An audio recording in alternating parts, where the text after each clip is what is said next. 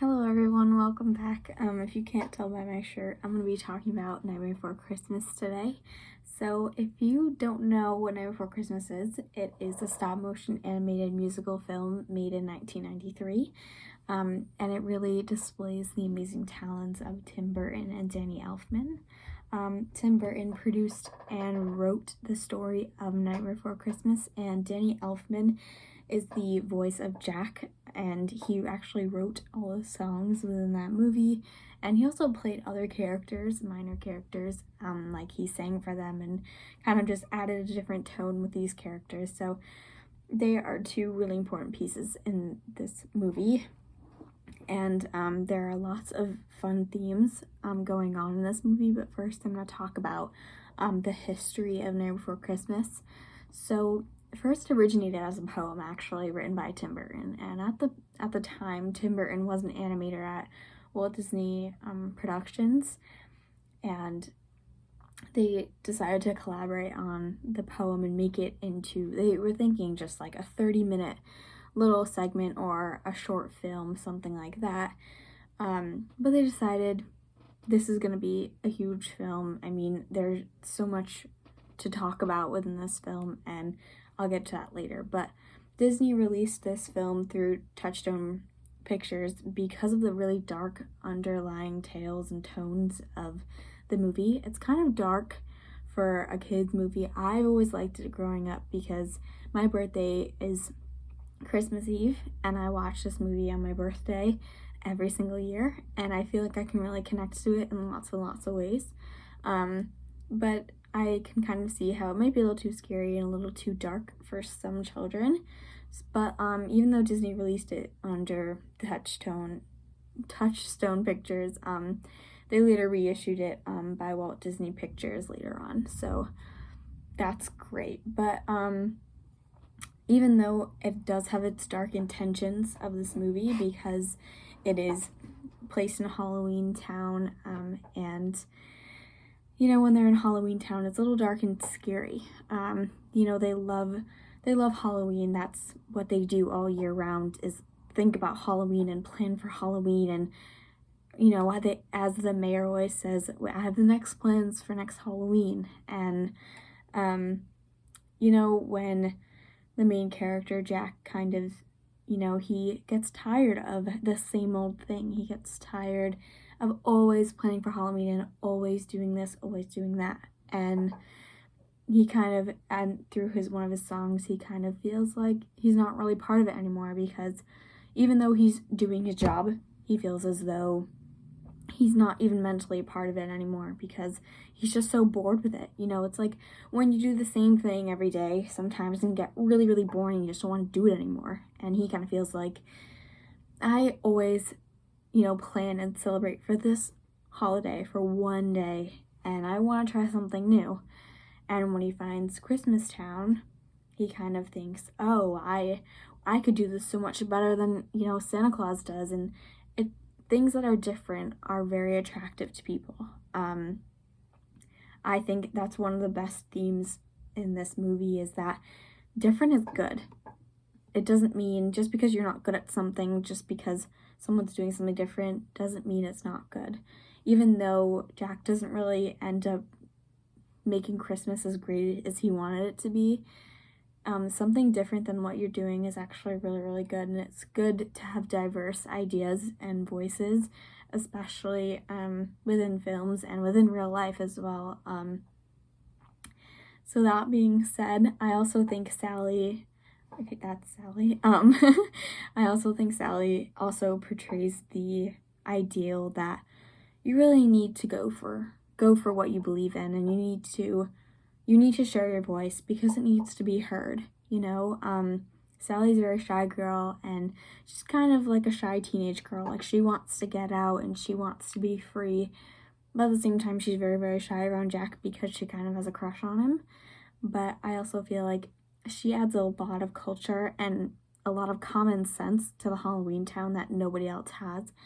And as soon as Jack mentions trying to do something new with the Christmas, she instantly knows it's not going to turn out well. Because as Jack is singing the song about making Christmas and trying to teach everybody the town meeting song that they're gonna figure out how to do Christmas, Jack knows what Christmas is like in Christmas Town. And when he realizes that the people from Halloween Town want to switch it up and make it all dark, he kind of just goes along with it because he's thinking, I might as well, like I'm bored with this Halloween stuff, and I'll just do what they want because they are my family. And when they try to do it their way, they ruin Christmas for all the kids in Christmas Town or whatever. And when he sings his song, Poor Jack, he kind of realizes, like, that's not who I am. I'm not here to take away someone else's pride, voice, occupation, like, that's not me. And he realizes that, and he kind of understands to himself, like, he's the best Pumpkin King ever. Like, he is the best guy for the Halloween Town job. Like, he knows he's the best. And he finally realizes, like, I don't need to waste my time with Christmas Town. Like, I'm the best at what I do, and I'm going to do it even better. And he kind of motivates himself. And even though that kind of teaches you, like, oh, don't take risks because they're not going to end well. But honestly, I kind of think it teaches you to take risks because it makes you realize what you're missing out on, and it helps you realize, like, either that's not good or it's amazing. And I think kind of shows, like, taking risks can lead you to the right path in your life. So I've heard and read lots of critics say that it teaches kids to not take risks. I think it's the complete opposite. And I think we learned that also from Sally. Like, you need to put yourself out there. You need to just tell everybody what you think because your voice matters, whether you are the violin player in town or whether you're the Pumpkin King. Your voice matters because you're part of the community and you're part of the town. And nowadays, like right now with all the protests going on, we all can connect to that, and we all can say we all have a voice because we're part of the community. We're part of this entire world, and we're allowed to say how we feel. So there are tons and tons and tons of themes in this movie, and I think what's even better than these themes is the idea of stop motion. I honestly think we should have more stop motion films if it wasn't so hard to do. Nowadays, obviously, animators use computers or digital devices and drawings to make movies and kind of create a storyboard for that. With this film, if you guys don't know what stop motion is, it's kind of making certain clay people, like Nightmare Before Christmas is clay people, and they use different materials to make the characters and make the settings. And they move them in fragments, in very, very small fragments. And they take pictures or videos of them and they edit them and they make them look so beautiful, and they all flow together. All the fragments get put together to make a film, and it looks absolutely gorgeous. And Nightmare Before Christmas is a perfect example of that. There are lots of other stop motion movies, but Disney only really has this one that is pretty famous. And even though this movie does have lots of dark tones, I admire it for its stop motion and every theme that it has. I think stop motion is something really, really important that I would love to see more movies that have that sort of thing. And Tim Burton, in a lot of his movies that he has written or produced, he uses stop motion. And even though he's sort of on the darker side with his movies, I think the stop motion is absolutely phenomenal. And I think stop motion with the dark tone kind of definitely sets the stage, because I feel like it's hard to make a dark movie using digital because it's not, you don't feel the realistic part of it. And I know that digital animation is definitely getting super amazing and it looks very realistic. But I think the darker tones and the detailing of Nightmare Before Christmas, you can tell as soon as you see that field with the pumpkins like laying on the pitchforks, you can automatically tell this is going to be a dark film, and you can automatically tell that all this detailing really makes the dark tone, and the music just even adds on to that. And I think that's why it's so amazing when you add stop motion with a great soundtrack, a great score, and the complexity of the characters behind it. I think that makes a perfect movie, and that's why I love Nightmare Before Christmas.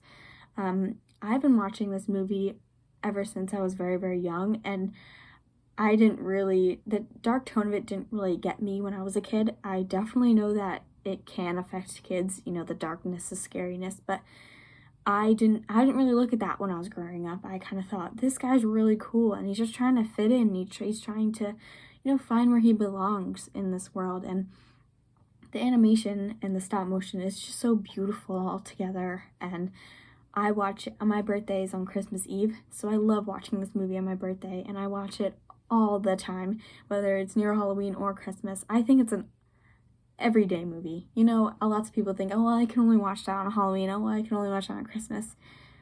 I'm one of those people who wants Christmas and Halloween all the time. Like, once it hits summertime, I'm ready for Halloween. And once it hits even January, I want to go back to Christmas. So I love this film, and I love watching it all the time. So if you guys haven't watched this film, please go watch it. And if you haven't watched any stop motion movies before, this is the perfect movie for you. I think it has so many themes, and I think all of you will catch them as well now that I've recognized them to you. But it's such a lighthearted movie for such a dark tone underlying it. So I think all of you should go watch it because I love it so, so, so much. It's on Disney Plus. If you don't have that, I'm not really sure if it's on demand. I really don't know. I don't really have cable anymore, so, but everyone please go watch this movie. You will learn so much from it, and if you guys want to watch more stop motion movies, definitely go check out Tim Burton's movies that he has created, like The Corpse Bride. That's another great one. That's not by Disney. A lot of his films aren't by Disney. I think this is the only one. I'm not quite sure about that, but if you're gonna watch Nightmare Before Christmas that's Disney themed, go watch it. It's amazing. But if you also really like the stop motion idea, go watch his other films. I hope you all have a nice day, and please go watch Nightmare Before Christmas.